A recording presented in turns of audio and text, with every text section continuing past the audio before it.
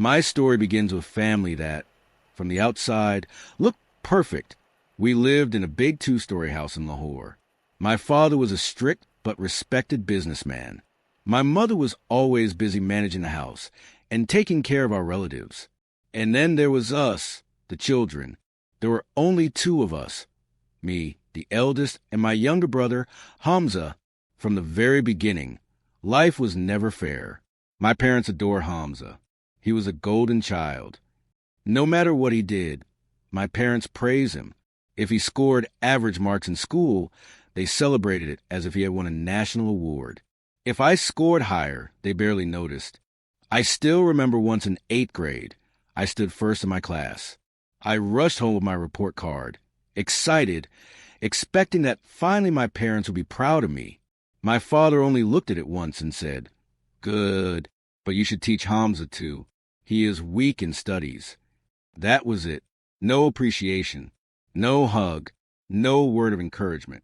But when Hamza scored 60 out of 100 in math the very next week, my father bought him a new cricket bat. My mother cooked his favorite biryani. They invited relatives over, saying, "Hamza is improving. We are so proud." That was the first time I realized something was wrong. Growing up, I was always the responsible one. When relatives visited, my mother would ask me to serve tea, wash dishes, clean the house. Hamza was told to sit with the guests and not tire himself. During Eid, I would help my father with decorations, set up chairs, distribute sweets. Hamza would just show up, dress in new clothes, and receive compliments. My parents always introduced him first. "This is our Hamza, our bright son." People would ask about me, and my father would say, "Oh, that's the elder one. He is quiet, doesn't talk much." That hurt more than anything. Years passed. I worked hard in school. I dreamed of becoming a software engineer. I studied late into the night, while Hamza wasted time on video games and cricket matches. When it came time to choose colleges, I got accepted into one of the top universities in Pakistan with partial scholarship. I was thrilled. I thought my parents would finally see my worth. But when I told them, my father shook his head. He said, "We can't afford this. We need to save money for Hamza's future. You can study somewhere cheaper. Hamza will need resources." I couldn't believe my ears. Hamza had failed half his courses in school, yet my parents were planning everything for him. And I, the one who worked hard, was told to settle for less. So I gave up my dream. I joined a local college, worked part-time jobs to pay my own fees, and never complained. Hamza, on the other hand, was sent to a private business institute. My father paid all his fees, bought him a car, gave him pocket money every month. As we grew older, the favoritism only became stronger. When Hamza wanted to start a small online business, my father gave him 500,000 rupees to experiment. The business failed in 6 months. Instead of scolding him, my father laughed and said, "At least you tried. You will learn." When I asked for just a little help to buy a new laptop for my freelancing projects, my father said, "We don't have extra money for luxuries. Use the old computer at home." That old computer crashed every week, but I had no choice. My mother wasn't much different. If I came home late from work, she complained I didn't care about family. If Hamza came home late from partying with friends, she defended him. He's young. Let him enjoy his life. It was always the same story. Hamza could do no wrong, and I could do no right. The final blow came when my father called a family meeting one evening. I was 26 years old at the time, working as a junior software developer. Hamza was 23, still unemployed, still trying to find his passion. We sat in the living room. My father cleared his throat and said, "I have decided about the family business. I will be retiring soon. Hamza will take over as the new CEO of our company." I froze. For years, I had been helping my father with his accounts, making spreadsheets, even suggesting digital marketing strategies that doubled his sales. Hamza had never once stepped into the office. I said slowly, "But, Baba, I've been working with you. I know the clients. I know how everything runs. Hamza doesn't even." "Enough," my father shouted. "You are not a leader. You are too quiet, too soft. Hamza has charisma. He can handle people. You are better off doing your own job. My mother nodded in agreement. Yes, we've always known Hamza is special. You are good in your own way, but Hamza deserves this. My chest felt heavy. My own parents were handing over everything to my younger brother, while all my sacrifices meant nothing. That night, I couldn't sleep. I stared at the ceiling, remembering all the years I had put my family first. The late nights, the missed parties, the dreams I had given up, and now, my own parents had told me to step aside. I wanted to scream. I wanted to ask them why. Why was I never enough? Why was Hamza the golden child, and I just a shadow? But deep down, I already knew the answer. They had never seen me as worthy. No matter what I did, they would never see me as enough. That night, something inside me broke, and in that moment, a seed of revenge was planted. I didn't know when or how, but I promised myself, one day, they will regret this. One day, they will realize the value of the child they ignored. After that night, I started seeing everything differently. For years, I had lived in silence, always trying to please my parents, always hoping that one day they would notice my hard work. But now, after they handed the entire business to Hamza, I finally understood, no matter what I did, it would never be enough for them. Still, I tried to carry on with my life. I continued my job at a small software company in Lahore. The pay wasn't great, but at least it was mine. I worked long hours, built small projects, and dreamed of one day starting something of my own. But at home, things only got worse. Hamza, the CEO. Hamza was now officially the CEO of my father's company. He strutted around in suits, posting pictures on Instagram with captions like, "Young boss, big dreams." My parents proudly showed his photos to relatives, saying, "Look at our son, such a successful businessman." But the truth was very different. Hamza had no idea how to manage anything. He spent most of his time in cafes with friends, showing off his car, pretending to be busy on calls. The actual office work was handled by my father's old employees. They were the ones keeping things alive, but my parents still credited Hamza. Whenever I came home tired from my own job, my mother would say, "Look at Hamza. He is running a whole company at his age. You should learn from him." I wanted to laugh at the irony, but instead, I stayed quiet. The humiliation. One evening, we had a family dinner with close relatives. My father raised a toast, saying, "To Hamza, the pride of our family. May he take our company to new heights." Everyone clapped. Some cousins whispered that I was just sitting silently. My uncle asked me, "So, what do you do these days?" Before I could answer, my father interrupted. "Oh, he works in some small IT firm. Nothing big. But Hamza, he is a CEO now." I felt my face burn. It wasn't just that they ignored me. It was that they enjoyed humiliating me in front of others. That night, I cried alone in my room. I was 26 years old, and I still longed for my parents' approval like a child. The decision to leave. The final push came a few weeks later. Hamza had made some terrible financial decisions in the company. He had taken out a big loan to invest in a risky deal, and it collapsed. Instead of blaming him, my father called me into his study. "You will need to help your brother," he said firmly. "Lend him some money from your savings. He is the future of this family. If you really care about us, you must support him." I couldn't believe what I was hearing. All my life, they had denied me support. I had paid my own fees, struggled on my own, survived without their help. And now, they wanted me to bail out Hamza, their golden child? I looked at my father and said, for the first time in my life, "No." His face turned red. "What did you say?" I said no. I repeated, "I won't give him a single rupee. I earned my money. I struggled for it. If Hamza is the CEO, let him handle his failures." My father slammed his hand on the table. "Ungrateful. After all we've done for you, this is how you repay us." I laughed bitterly. "After all you've done for me? Tell me, Baba, what exactly have you done for me? Did you ever support my education? Did you ever buy me the tools I needed? Did you ever once stand up for me? No. You only invested in Hamza. Always. My mother came running in, saying, "Stop fighting. Don't talk to your father like this." But it was too late. Years of pain poured out of me. You never saw me. You never valued me. To you, I was just a servant in this house, while Hamza was a prince. Silence filled the room. For the first time, I was afraid of their anger. And that night, I packed my bags. The first days of freedom. I moved out of the family home and rented a tiny one-room apartment near my office.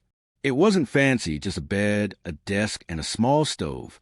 But for the first time in my life, I felt free. There were no constant comparisons, no daily humiliation, no pressure to live in Hamza's shadow. Of course, it wasn't easy. I had little money left after paying rent. I ate simple meals, mostly dal and roti. I walked to work to save bus fare. Some nights, the loneliness hit me hard.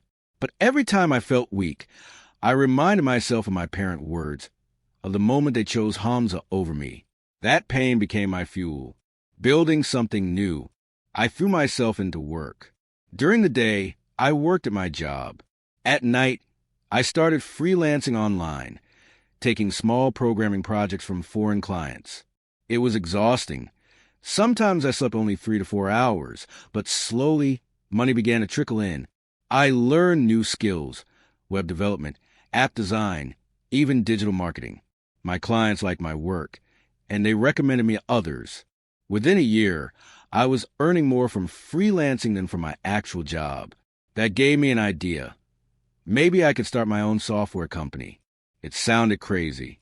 I had no investors, no fancy office, no family backing me. But I had one thing Hamza never had: determination. So I saved every rupee I could. No vacations, no luxuries, just pure focus.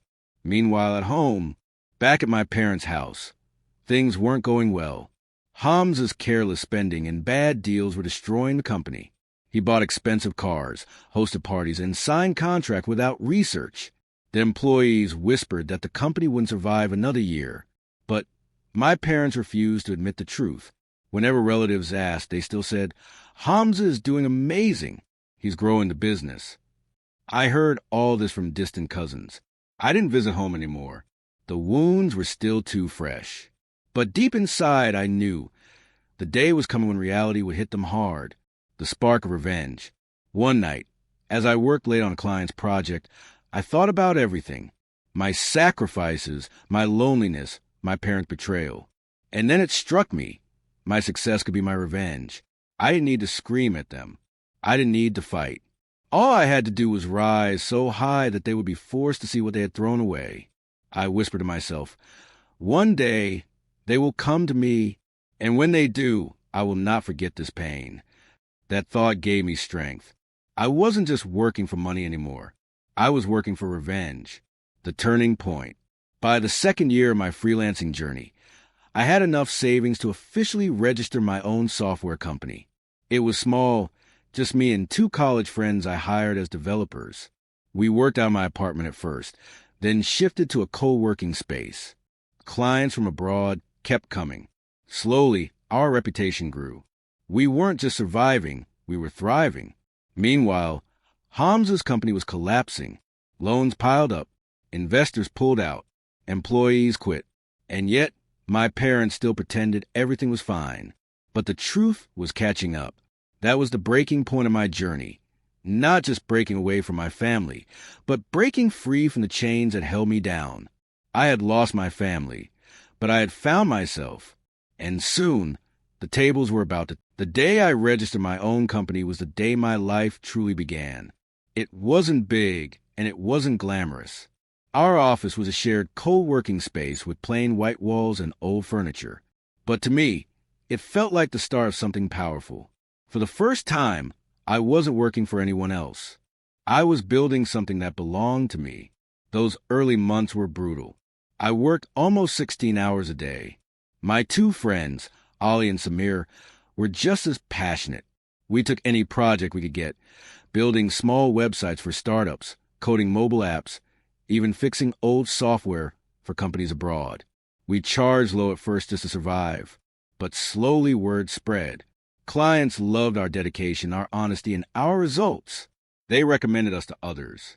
One client from Dubai gave us a huge break, designing an e-commerce platform for his company. It wasn't easy, but we delivered on time.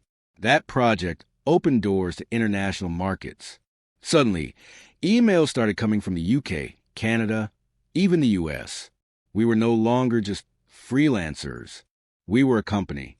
I still remember the first time I received a payment of $10,000 from a foreign client. I stared at my laptop screen, unable to believe it. That was more than I used to earn in 6 months at my old job. I called Ali and Samir. We met at a small dhaba and celebrated with chai and parathas. No fancy dinners, no expensive suits. Just 3 young men dreaming big. That night, as I lay in bed, I whispered to myself, this is only the beginning. Meanwhile at home, while I was building my empire, Hamza was destroying his. His company was drowning in debt. He had signed reckless contracts, invested in fake schemes, and even borrowed money from shady lenders. Employees quit one by one. Relatives started whispering. They said Hamza was careless, irresponsible. They asked my parents, what happened to your golden boy? But my parents kept denying it. My father said, business has ups and downs. Hamza is learning. My mother said, he just needs time. They refused to see the truth, just like always. I won't lie. I felt a strange satisfaction when I heard about Hamza's failures. For years, I've been called weak, quiet, unworthy. And now, the so-called leader was falling apart. But I also knew this was just the beginning. My revenge was not complete yet. Because true revenge is not just about watching your enemies fall. It's about rising so high that they are forced to look up at you. By the 3rd year, my company had grown into a proper business. We rented our own office space in Gulberg, Lahore. Bright glass windows, modern furniture, a team of 15 employees. I hired young graduates who reminded me of myself, talented but ignored. I gave them the support I never had. I made sure my company wasn't just about profit, but also about people. Clients kept growing. We worked with international businesses, NGOs, and even government projects. Soon, I was making more money in a month than Hamza had ever made as CEO. It was around this time that my mother called me after months of silence. Beta, she said softly, it's been a long time. How are you? I could hear the hesitation in her voice. She wasn't calling just to ask about me. She was calling because they needed something. Sure enough, after a few minutes of small talk, she said, Hamza's going through some tough times. The company is struggling. Maybe you could help him. I laughed bitterly. Help him? After all these years? After everything you and Baba said to me? She sighed. We are still your family. Families should support each other. I wanted to scream. Where was this family when I needed support? Where was this love when I begged for help with my education? Where was this unity when you gave everything to Hamza and nothing to me? But instead, I simply said, I am busy, Amy. I can't help. And I hung up. For the first time, I felt the power shift. As months passed, my company started making headlines. A Pakistani tech magazine wrote an article about us. Young entrepreneur builds software company from scratch, wins international clients. I was invited to conferences to speak about startups. Investors approached me, want to fund our next projects. I even got invited to a business gala where ministers and CEOs of major companies were present. And guess what? My father and Hamza were there too. When they saw me standing on stage, receiving an award for Best Emerging Entrepreneur, their faces told the whole story. Shock, confusion, and then regret. I looked directly at them as I accepted the award. I didn't say a word, but my eyes said everything. You ignored me. You rejected me. And now, look where I am. By the 4th year, Hamza's company officially shut down. He had lost everything, money, reputation, even friends who once admired his wealth. The cars were gone, the office was closed, the employees had left. My father, once proud and arrogant, now looked tired and broken. The empire he had built over decades was gone, all because he trusted the wrong son. And I was just getting started. Relatives who once praised Hamza now came to me. They introduced me to others as, "This is the real success of the family." Some even whispered to my parents, "You chose the wrong child."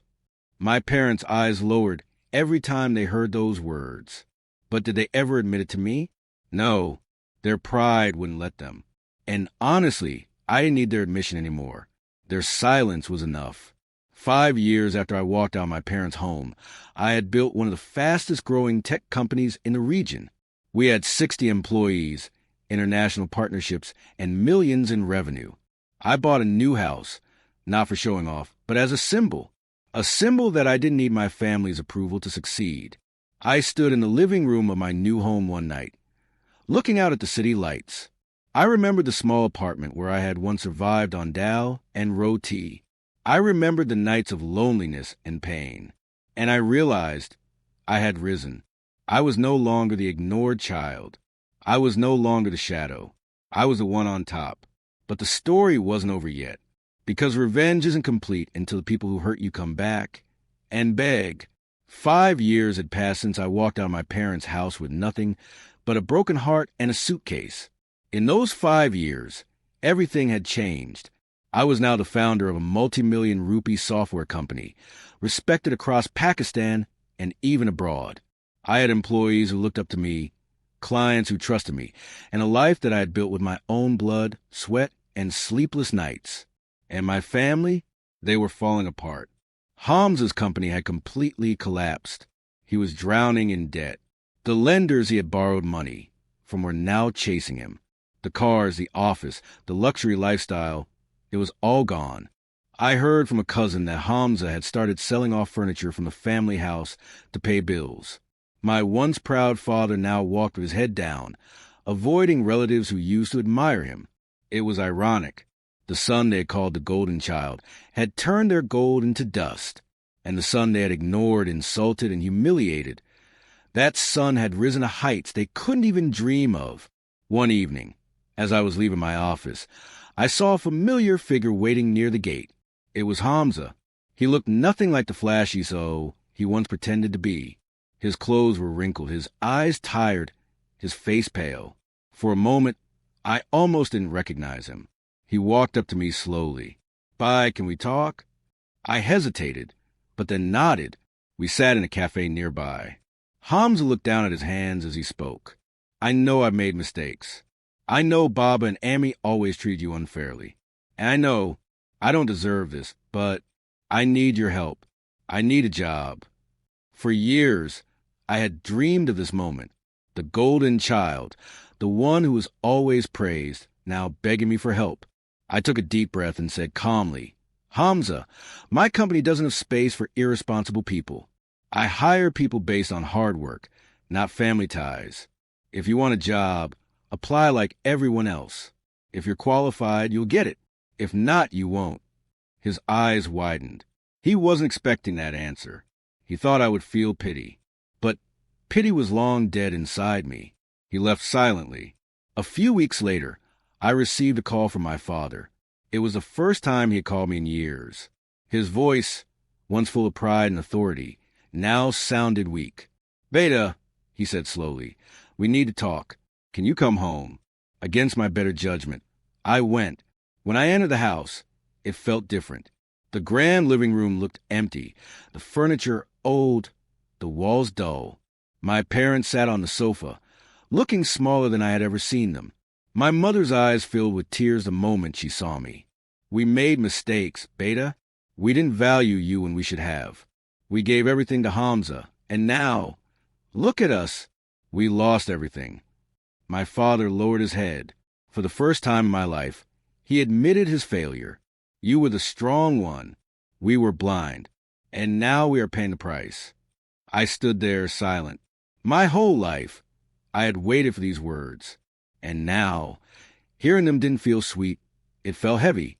My parents begged me to come back and help rebuild the family.